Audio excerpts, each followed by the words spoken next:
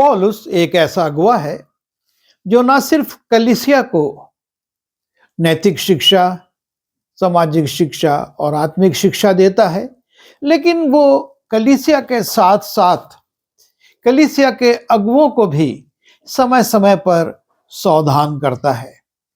उनको कैसा जीवन जीना है, किस प्रकार का नमूना रखना है, इन बातों की शिक्षा देता है।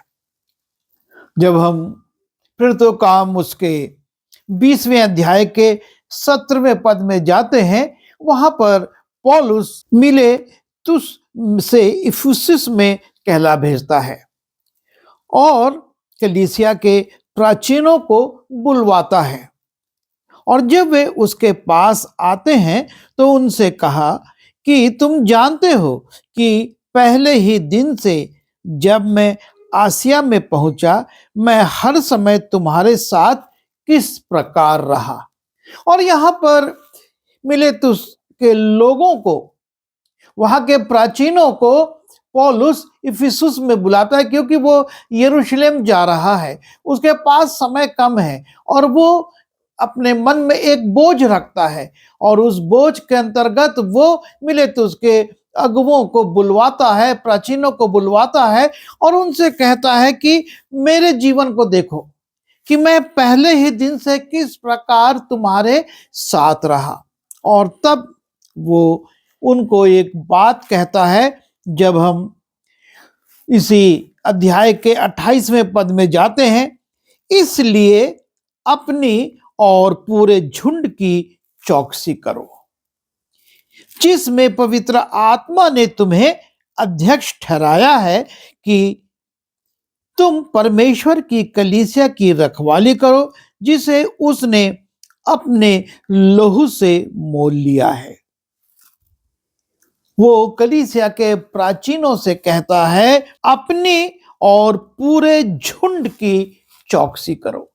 और इसमें महत्वपूर्ण बात यह है कि पौलुस पहले कलीसिया के अगुवों से कहता है कि तुम अपनी चौकसी करो, क्योंकि यदि हम कलीसिया की, अपने झुंड के, अपने परिवार के, अपने समाज के लोगों का कल्याण चाहते हैं, उनको अच्छे जीवन में देखना चाहते हैं, तो सबसे पहले हमको अपने जीवन को देखना होगा। हम कैसा जीवन जी रहे हैं, हम किस प्रकार का व्यवहार कर रहे हैं, हमारी भाषा शैली क्या है। हम दूसरों से अपेक्षा करें, अपने लोगों से अपेक्षा करें कि वो अच्छा व्यवहार करें, उसके पहले हमको अपने व्यवहार को, अगुवे को अपने व्यवहार को देखना होगा। मैं एक पासबान को जानता हूं और अक्सर उस चर्च में जाता भी हूं, और वो सूचना में हमेशा ये कहते हैं कि रविवार आराधना का समय सुबह 9:30 बजे है और इसलिए आप सब समय पर आइए ताकि आराधना समय पर शुरू हो।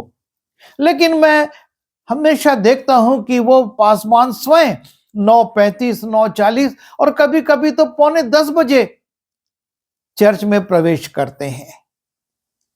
ऐसी परिस्थिति में कैसे कलीसिया से अपेक्षा की जाए कि वो 9:30 बजे आकर आराधना में सम्मिलित होगी।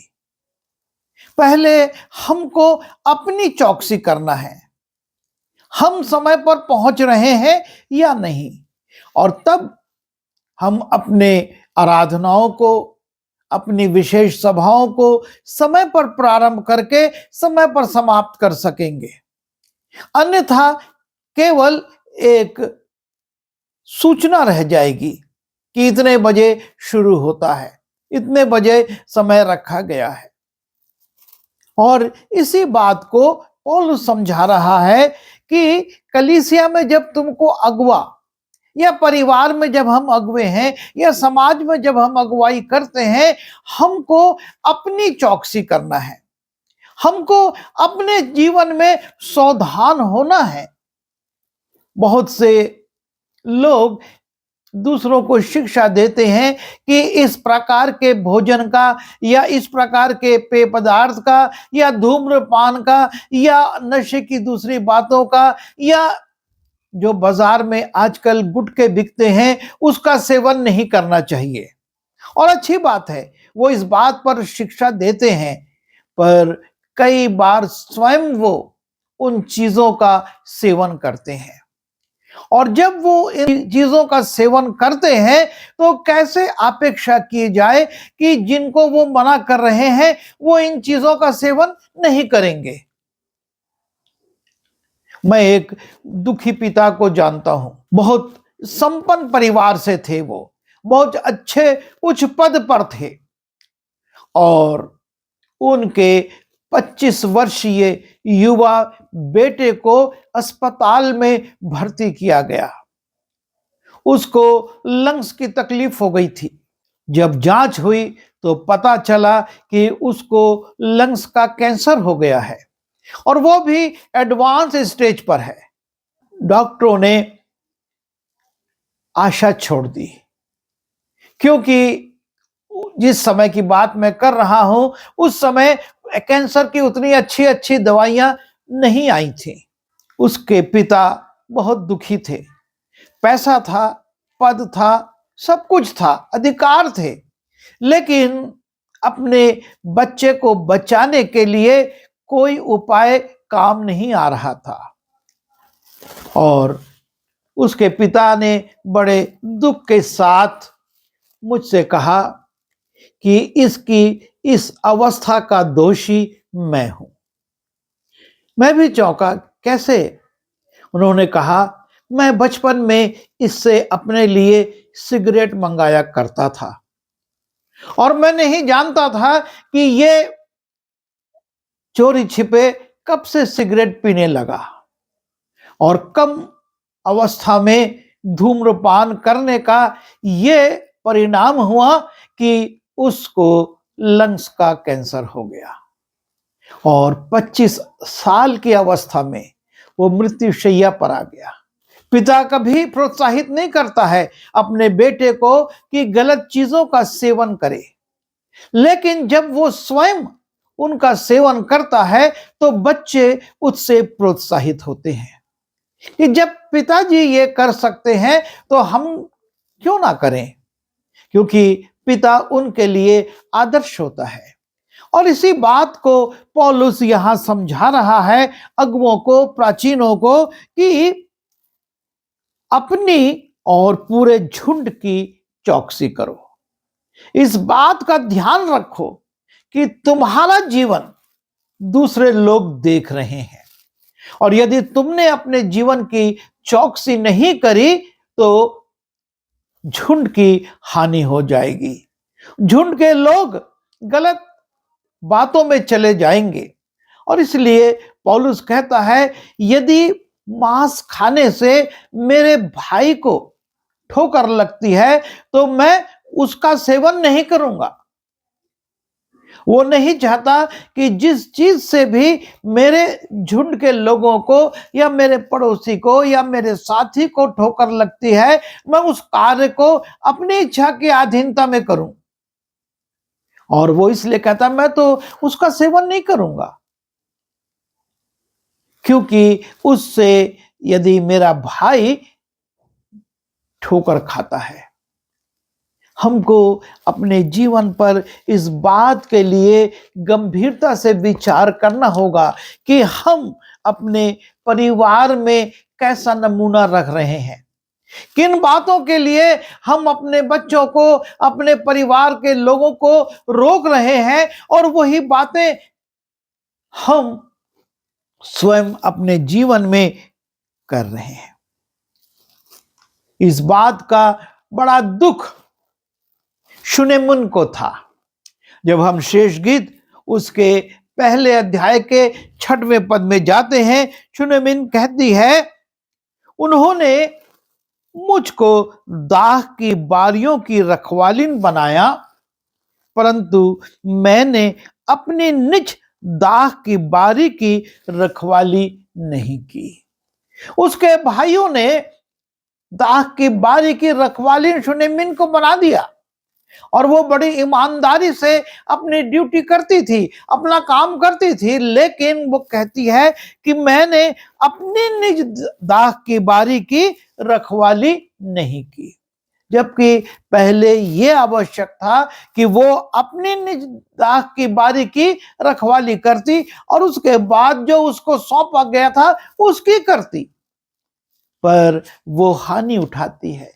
वो इस बात से शोकित है, वो इस बात से दुखी हो रही है कि समय निकल गया, मैंने बड़ी ईमानदारी से जहां मुझको कार्य दिया गया उसको करा, लेकिन अपनी निज दाख की बारी को। और इसीलिए पौलुस कहता है कि अपनी, पहले अपनी और फिर झुंड की चौकसी करो। क्योंकि आगे वो कहता है, मैं जानता हूं कि मेरे जाने के बाद फाड़ने वाले भेड़िए तुम में आएंगे जो झुंड को ना छोड़ेंगे। ऐसी विपत्तियां, ऐसे आकर्षण और ऐसी परीक्षाएं झुंड पर आएंगी, लेकिन यदि झुंड के अगुवे ने, परिवार के अगुवे ने, समाज के अगुवे ने अपने आप को तैयार नहीं किया, अपने आप को उसने नमूना नहीं रखा, उन बातों से उसने अपने आप को नहीं बचाया, तो झुंड कभी भी उन बातों से बच नहीं पाएगा, लेकिन उसके जीवन में हानि आ जाएगी, उसके जीवन में नुकसान आ जाएगा।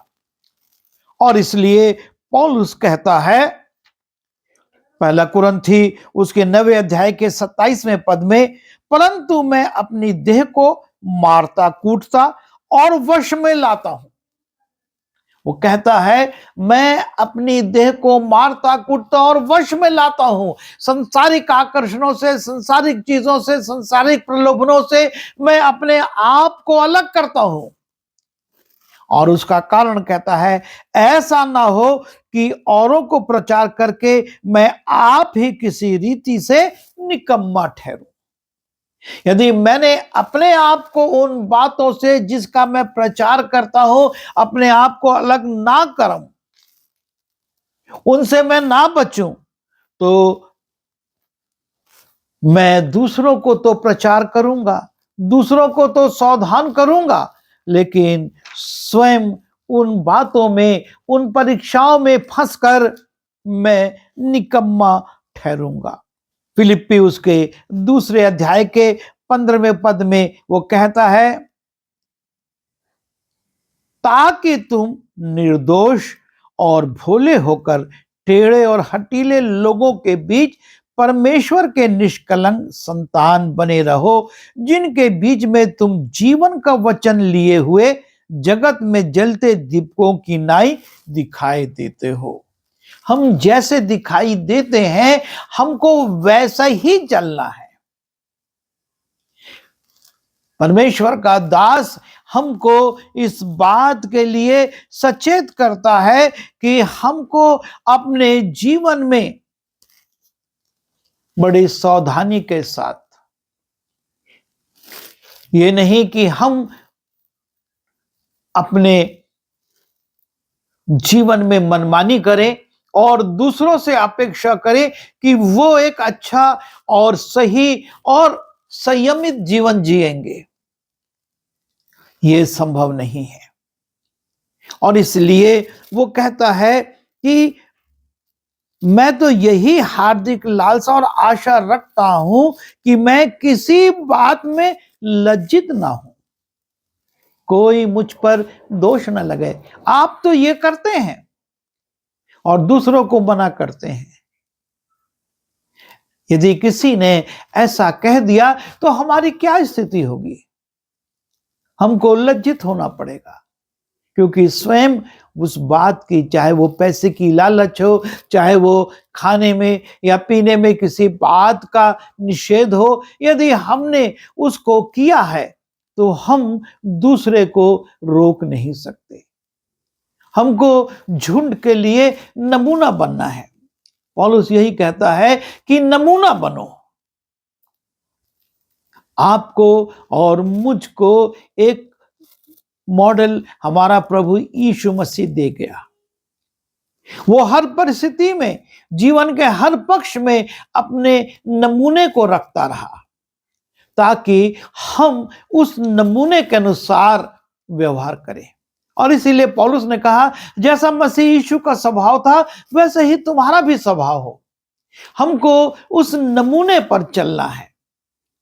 यदि हम नमूना ना बने, यदि हम अपने जीवन की चौकसी ना करें, अपनी भाषा की, अपनी बोलचाल की, अपने क्रोध की चौकसी ना करें, हम बात बात पर क्रोधित हो और दूसरे से कहें कि क्रोध ना करो, तो ये कैसे हो सकता है? ये उचित नहीं है। हमको अपने जीवन पर विचार करना होगा। अपने लोगों को यदि हमको सही मार्गदर्शन देना है तो पहले हमको अपनी चौकसी करना होगी। जैसा कि पौलुस कहता है कि मैं अपनी देह को मारता, कूटता और वश में लाता हूं। आपको अपनी अभिलाषाओं का, मुझको अपनी अभिलाषाओं का दमन करना होगा, उन्हें कुचलना होगा। तभी हम अपेक्षा करेंगे कि हमारी संतानें, हमारे परिवार के लोग, हमारे समाज के लोग, हमारे कलीसिया के लोग एक सही जीवन जिए, मसीह का जीवन जिए। यदि हमने अपने जीवन में ऐसा नहीं किया तो हम सिर्फ खोखली धार्मिकता को, जुबानी धार्मिकता को, जैसा यीशु मसीह ने कहा कि वो मुंह से तो मुझे स्वीकार करते हैं लेकिन मन से मुझसे दूर रहते हैं। हमको इस बात का विचार करना है। अपने शरीर का, अपने जीवन का, अपने स्वभाव का, अपने बोलचाल का, सबका हमको नियंत्रण रखना है।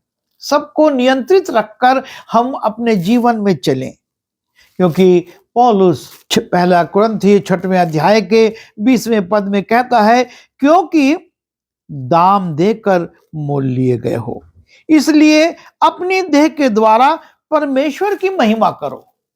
आप और मैं यीशु मसीह के द्वारा, उसके लहू के द्वारा दाम देकर मोल लिए गए हैं, और इसलिए हमको अपनी देह के द्वारा उसकी महिमा करनी है। हम अपनी चौकसी करें। हम सिर्फ दूसरों को चेताते, बताते, डांटते या रोकते ना रहें। सबसे पहले अपने आप को रोकें, अपने जीवन पर विचार करें और अपने जीवन को जैसा मसीह यीशु का स्वभाव था वैसा चलाएं। तब हमारे जीवन को देखकर दूसरे प्रेरित होंगे, वो उत्साहित होंगे और वो उस जीवन को जीने के लिए आगे बढ़ेंगे। आइए हम प्रार्थना करें। प्रभु जी, हम आपसे निवेदन करते हैं कि हमको शक्ति दीजिए कि हम अपनी चौकसी कर सकें, ताकि हमारे बोलचाल से, हमारे व्यवहार से, हमारे आचरण से किसी को ठोकर ना लगे, लेकिन लोग आपको हम में देखें और आपके पीछे चलने वाले हो सकें। जैसा पौलुस ने कहा कि मेरी से चाल चलो, क्योंकि मैं मसीह की सी चाल चलता हूं। हम भी प्रभु आपकी सी चाल चलें, ताकि लोग आपके जीवन को हमारे अंदर देखकर उसके अनुसार चल सकें। विनती यीशु के नाम से मांगता हूं, आमीन।